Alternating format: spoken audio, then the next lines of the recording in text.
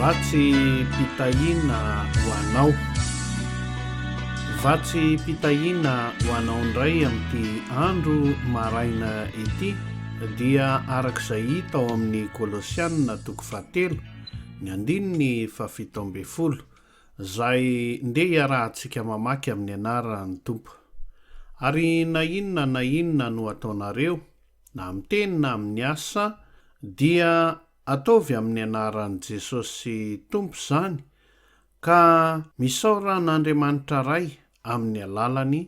Amen. Vavakintsika.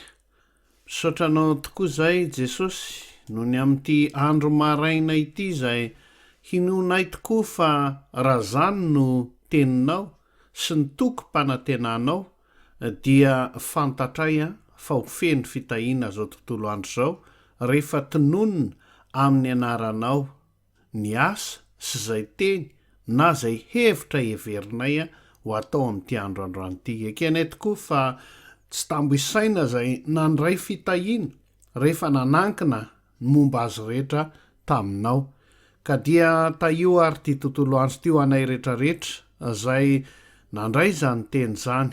Mamariny ny teninao fa ny mpanomponao tokoa izay efa nividianao tsy mba misy ho arinao. Ka dia na inona ataonay androany dia ataonay amin'ny anaran'i Jesosy Kristy Tompo, ka dia isaoranay Andriamanitra amin'ny alalany. Amen.